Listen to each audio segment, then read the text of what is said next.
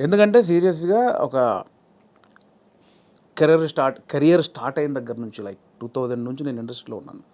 యాక్టర్ని 2003-4 ఆ టైంలో అయ్యాను. అవును. అప్పటి నుంచి ఒక పెద్ద స్టేజ్ మీద ఒక అవార్డు తీసుకోవాలి, అదే యాక్టర్గా. అప్పుడు యాక్టర్నే కాబట్టి యాక్టర్గా తీసుకోవాలని ఉంది. నా ఫస్ట్ మూవీకి సంతోషం అవార్డు నాకు ఇచ్చారండి. దాని తర్వాత మళ్ళీ 20 సంవత్సరాలు పట్టింది. అబ్బా. 2023లో జై సినిమా అనేది యాక్టర్గా కమిట్ అయ్యాను. 24లో రిలీజ్ అయింది. 24లో మళ్ళీ 2004లో సినిమా రిలీజ్ అయితే 2024లో మళ్ళీ అప్పుడు అవార్డు తీసుకున్నాను, సంతోషం అవార్డు. మళ్ళీ 20 సంవత్సరాల తర్వాత మళ్ళీ. సో ఆ గ్యాప్లో ఎన్నో క్యారెక్టర్లు చేసి మనకు ఈ అవార్డు ఫంక్షన్లలో తీసుకోవాలి ఎన్ని కలలుగానే ఉంటాను. అందుకే ఆ రోజు స్టేజ్ మీద కూడా చెప్పేశాను, ఓపెన్గా చెప్పేశాను, ఎన్ని నిద్రలేని రాత్రులు, ఎన్ని సిగరెట్ డబ్బాలు, ఎన్ని మందు బాటిళ్ళు, ఎన్ని ఆశలు. అది ఎవరో కాదు, ఇట్స్ జెన్యూన్ 20 సంవత్సరాల వెయిటింగ్. దానికోసం అయిన ఖర్చు చాలా ఉంది. అందుకే ఆ స్టేజ్ మీద నాకు చెప్పాలనిపించింది. అది చెడు కావచ్చు, మంచి కావచ్చు, నేను ఎంత వేదన పడ్డాను అంటే నా అవార్డు కోసం కదా, ఒక సక్సెస్ ఏదో ఒకటి ప్రూవ్ చేసుకోవాలి. ఇండస్ట్రీ అంతా ఒక్కసారి నన్ను చూడాలి. దానికోసం రెగ్యులర్గా అంత ఆరోగ్యం పాడైపోయింది. అంటే అది ఆరోగ్యం పాడవడం అవును అనరు, బట్ నా జెన్యున్ ఫీలింగ్ అది. ఎన్ని రాత్రులు, ఎన్ని డిస్కషన్లు, ఇవన్నీ జరిగాయి కాబట్టి అదంతా ఇంత సాలిడ్గా మళ్ళీ ఒక ఫిల్మ్ఫేర్లో ఒక ఇయర్కి బెస్ట్ డైరెక్టర్, బెస్ట్ మూవీ, అది టాప్ నాచ్ అవార్డ్స్ అవి. అందుకనే ఇప్పుడు ఇంకా మీ లీగ్ మారిపోయింది. ఇంకా వీళ్ళ వేణుగారు గుర్తుపడతారా లేదా అనుకున్నాం మీ అందరం. అదేం లేదండి, బలగమైన ఎప్పుడు కమెడియన్ వేనే. అంతేనా? ఇంక 20 సంవత్సరాల తర్వాత కూడా నన్ను కమెడియన్ వేన్గా చూడవచ్చు, నాకు అది ఇష్టం బాగా. కానీ మీకు చాలా స్ట్రాంగ్ ప్రెజెన్స్ అండి యాజ్ అన్ యాక్టర్, కమెడియన్ కూడా. ఆ తెర మీద కొద్దిసేపు వచ్చినా కూడా ఒక్కసారి అంటే కొంతమందికి ఆ లగ్జరీ ఉంటుంది. సో రెండిట్లో మరి ఏది ప్రిఫర్ చేస్తారు మీరు? ఏది యాక్టింగ్ అప్పుడు మీరు రాజా కదా. డెఫినెట్లీ డైరెక్టర్ అనేది ఒక చిన్న పాయింట్ ఎక్కడో తగులుద్ది కదండి. ఏ డైరెక్టర్ ఒక చిన్న పాయింట్ ఎక్కడో ఫ్రెండ్స్ చిట్చాట్లోనో లేదా నిద్రలోనో ఏదో డ్రైవింగ్ చేస్తున్నప్పుడు సంబంధం లేని టైంలో ఒక చిన్న ఫ్లాష్ అవుతుంది ఏదో, ఏ రైటర్కైనా ఇది బాగుందే అని. ఇప్పుడు స్వప్న గారు ఉన్నారు నాకు పరిచయం. స్వప్న గారు నాకు పొద్దున ఇలా సరదాగా అనిపించింది, ఎలా ఉంది అంటే స్వప్న గారు ఒక రియాక్షన్ ఉంటుంది, ఏ భలే అని. ఆ ఒక్క చిన్న ఐడియాకి ఇంకొకటి సపోర్ట్. ఇది ఒక 10 మంది ఒక 100 మంది దగ్గరికి వెళ్ళేసరికి ఇది పాయింట్గా చేయొచ్చు. అక్కడ నుంచి పేపర్ ఒక కథ రెడీ అవుతూ ఉంటుంది. అక్కడ నుంచి ఒక ప్రొడక్షన్ దగ్గరికి వెళ్ళిన బడ్జెట్లు, గోల, ఇవన్నీ రైటింగ్, సాంగ్స్ ఇవన్నీ జరిగి స్క్రీన్ మీదకి వెళ్ళేసరికి ఒక రూపం వస్తూ ఉంటుంది. దాని తర్వాత మనకి ఎడిటింగ్లో ఒక ప్రాపర్, దాని తర్వాత ఆర్ఆర్, దాని తర్వాత మిక్సింగ్, అంటే ఎక్కడో ఒక చిన్న పాయింట్ కళ్ళ ముందు అలా రూపాంతరం చెంది. అంటే లైక్ బేబీ అండి, ఒక బేబీని కడుపులో పడ్డప్పటి నుంచి బయటకు వచ్చేదాకా తెలియదు. అవును, అంత ఉంటుందండి డైరెక్షన్. సో ఇది ఎప్పటికైనా ఇది గోల్డెన్. అంటే అనుభవించినాడు తెలుస్తుంది. ఒక సినిమా తీసి అది హిట్ కొట్టినప్పుడు ఆ డైరెక్టర్ ఎందుకు అంత గడ్డాలు వేసుకుంటాడు, ఎందుకంత ఎగ్జైట్ అవుతాడంటే నాకు అనుభవించాక తెలిసింది దాని కష్టం. అంటే ఒక 5 years దాని వెనకాల నేను పడ్డ జర్నీ అంతా నాకు తెలుసు కాబట్టి. సో అది డైరెక్షన్ అనేది చాలా గొప్ప విషయం అండి. ఒక గొప్ప ఫుల్ఫిల్మెంట్ మీకు. అంతే, అంటే కంప్లీట్ ఒక థాట్ దగ్గర నుంచి ఎండ్ వరకు మనమే చూస్తాం దాన్ని. అవును. అండ్ యాక్టింగ్ అనేది అది కూడా అంటే నా నెక్స్ట్ సినిమాలో ఒక మంచి సెటప్ ఉంటుంది దానికోసం. అది కూడా సూపర్ అండి. అది నేను రెండు ఏది అంటే నేను చెప్పలేను. ఇది ఫ్రెష్గా అనుభవిస్తున్నాయి. కానీ ఇప్పుడు మీరు ఇలా అవార్డ్ విన్నింగ్ డైరెక్టర్ అయిపోయారు కాబట్టి కొంచెం ఎక్స్క్యూజ్ మీ అన్నట్టు ఉంటారేమో అందరి మీతో. అదేం లేదు, నేను ఎప్పుడు దాన్ని నమ్మను. అలా ఎక్స్క్యూజ్ మీ అంటే నేను స్టేజ్ మీద మాటలు చెప్పనేమో. అంతేనా? అయితే ఇప్పుడు యాక్టింగ్ ఆఫర్స్ వస్తాయి, కంటిన్యూ చాలా వస్తున్నాయి. బట్ నా రెండో సినిమా మీద అంటే ఇప్పుడు నాకు బలగం ద్వారా మీరే చూశారు, చాలా రెస్పాన్సిబిలిటీ వచ్చింది. అవును, దాంతో భయం వేస్తోంది. అంటే ఇంతమంది డెఫినెట్లీ నన్ను ఆశీర్వదించిన వాళ్ళందరూ మళ్ళీ నా సినిమా చూస్తాను, వాళ్ళని సాటిస్ఫై చేయాలి అనేది బాధ్యత, భయం ఎక్కువైపోయింది నాకు ఇప్పుడు బేసిక్గా. అందుకే ఈ సినిమా వరకు నేను పెద్దగా యాక్టింగ్ వైపు వెళ్ళట్లేదు. సినిమా తర్వాత డెఫినెట్లీ మళ్ళీ అంటే చిన్న క్యారెక్టర్లు చేస్తున్నాను. Close friends, 3 days character, 5 days character, lengthy క్యారెక్టర్లు అయితే చేయదలుచుకోలేదు. కానీ ఇప్పుడు ఎలాంటి కథలు చెప్పాలి మీరు అనుకుంటున్నారని మిమ్మల్ని అడిగితే ఏం చెప్తారు మీరు? మిమ్మల్ని మూవ్ చేసే కథలు ఇప్పుడే నాకు డెఫినెట్లీ మట్టి కథల మీద ఎక్కువ నాకు ఉంటుందండి. రియలిస్టిక్ థింగ్, కొంచెం ప్రాక్టికల్గా ఉన్న విషయాలను చెప్పాలనేది నాకు ఉంటుందండి ఎక్కువ. నా చిన్నప్పటి నుంచి చిన్న ఫీలింగ్ అదే. ఇంట్లో పెరిగిన వాతావరణం, మా ఫాదర్ పెరిగిన వాతావరణం, మా ఫాదర్ చిన్న కమ్యూనిజం, ఆయన చిన్న కమ్యూనిస్టు. సో తెలియకుండా అదే బ్లడ్ ఉంది నాలో. సో అందుకే అటువైపు వెళ్తుంది నాకు. కమర్షియల్ అనేది మేబీ ఫ్యూచర్లో చేస్తానేమో. ప్రజెంట్ అయితే మైండ్ అంతా నేను చిన్నప్పుడు నా జీవితంలో నా జర్నీలో జరిగిన విషయాలు చాలా ఉన్నాయి, చాలా ప్రాక్టికల్ విషయాలు ఉన్నాయి. ఓ చాలా జనాల్ని అంటే రెగ్యులర్ కమర్షియల్ అన్నీ చేస్తున్నాం కదా, ఒకసారి చూసి బలగంలాగా ఆలోచించి అరే ఇది కదా మన చుట్టూ ఇన్ని ఉన్నాయి కదా అని ఆలోచించే విషయాలు చాలా ఉన్నాయి నా వరకు అయితే. సో అది ఎంతవరకు చెప్పే పరిస్థితి ఉందో తెలియదు, చెప్పేంత వరకు చెప్తాను.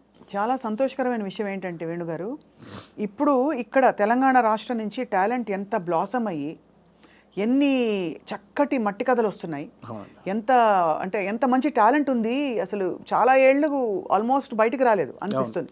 ఆమె రాంగ్, నేను తప్పుగా మాట్లాడేది కరెక్ట్గా చెప్పాను. కరెక్ట్ అండి. ఇప్పుడు బయటకు రావడం, కట్టలు తెంచుకుని ఒక్కొక్కళ్ళు అంటే ఇక్కడ ఈ గడ్డ మీద ఉండే ఆలోచన ఏంటది, ఏంటారు ధాటి అంటారు చూడండి, ఆ కన్విక్షన్ అది చాలా గొప్పదండి. అంటే మట్టి నుంచి పుట్టిన కథలు కదా. అంతే అండి. ఇంతకుముందు ఇక్కడ ప్రాంతం వరకు ఏంటంటే కొంచెం చదువు లేక ఆకలి చౌలు వరకే ఉంది, బట్ అక్కడ సృజనాత్మకత కూడా ఉంది, చాలా ఉంది. అంటే ఇటువైపు ఎన్ని కథలు ఉన్నాయి, అటువైపు ఎన్ని కథలు, ఎక్కడైనా మనుషులు ఉన్న చోట చాలా కథలు ఉంటాయి. అవును. సో ఇక్కడ కథలు కూడా ఇప్పుడు వస్తున్నాయి.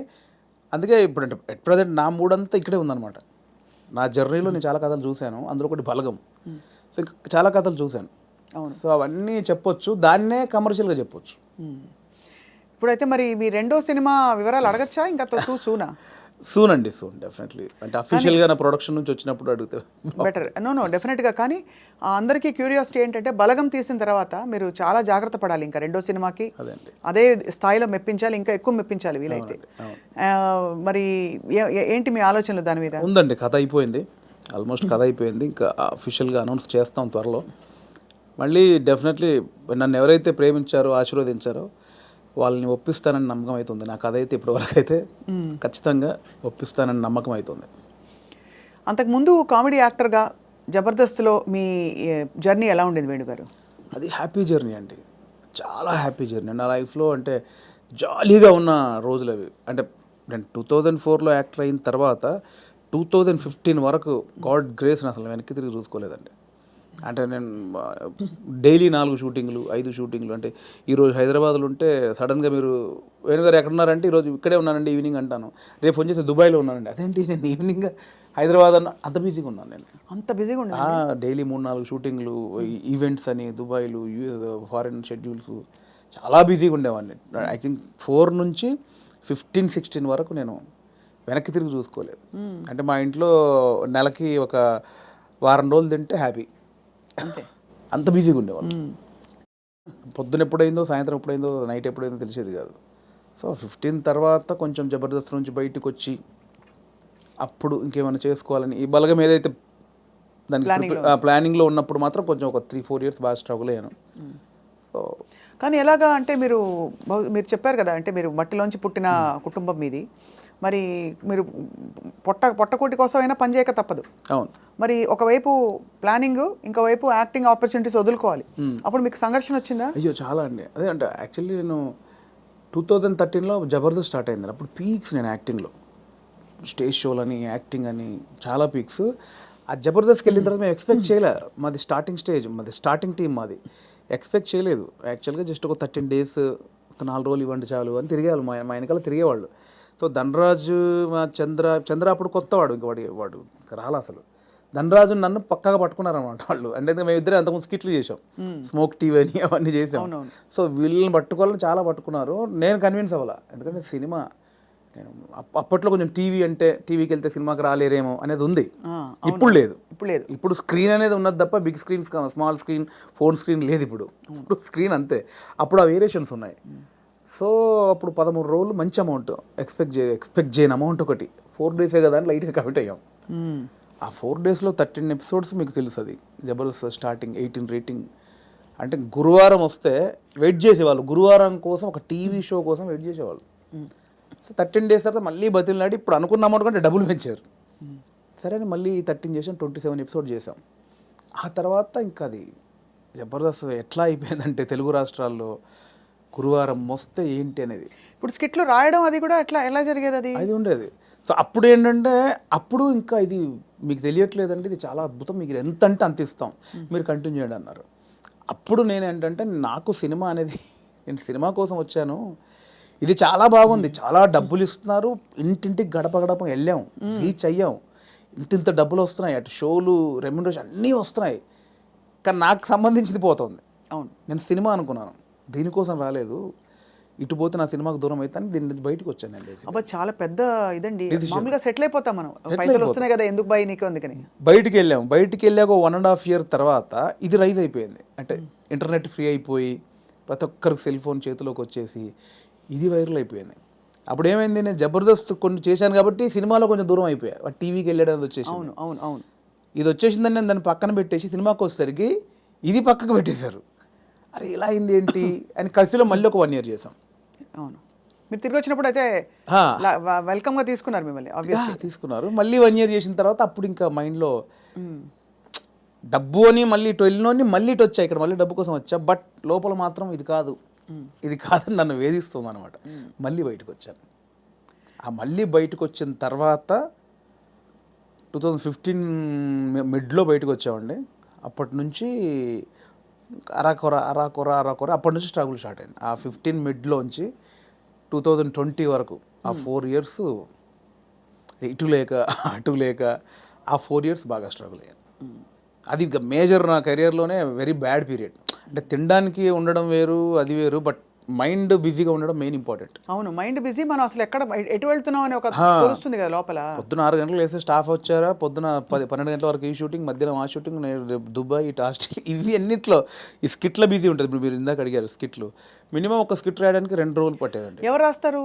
నేను, నా టీం మెంబర్స్, ఎవరైనా ఒక రైటర్, అంటే మనకు సింక్లో ఉన్న మెయిన్ టీమ్ లీడర్ దగ్గరనే ఉంటుందండి. ఇంప్రూవ్ అని ఉంటుందండి యూఎస్లో, అంతా ఉంటుంది. ఇది 100% ఇంప్రూవేషనే స్కిట్ అండి, స్కిట్ రైటింగ్ ఏ ఉండదు. సో మీకు దానికి నేపథ్యం, మీరు థియేటర్కి వెళ్ళారా? లేదంటే నాకు థియేటర్ ఎక్స్పీరియన్స్ లేదు, జస్ట్ మీరు చూసి నేర్చుకున్నారు. అంతే. ఎందుకంటే మనం కూర్చున్నామండి, ఇప్పుడు పాయింట్ ఎట్లా వస్తే మనం కూర్చున్నాము, లేట్ అవుతుంది, ఈ లేట్ అయిన గ్యాప్లో ఏం చేద్దాం అని ఒక థాట్, ఏం చేయొచ్చు అని కూర్చొని మాట్లాడుకోవడం. అలా మాట్లాడుకుంటే ఏదో జోకులు వస్తూ ఉంటాయి. ఓ బంచ్ ఆఫ్ జోక్స్ వచ్చాక అసలు దీనికి ఏంటి కంటెంట్ ఏంటి, కథ ఏంటి, ఇలా వచ్చాడు, మిడ్లో గొడవ జరిగింది, లాస్ట్లో ఆ గొడవ పడి సారీ చెప్పాడు, స్టార్ట్, మిడ్, ఎండ్, ఏం చేయొచ్చు దీనికి, అలా కూర్చి స్కిట్ రాయడమే. అలా టీం అంతా రాయడం, ఆలోచన ఎక్కడైనా పాయింట్ వస్తుంటుంది.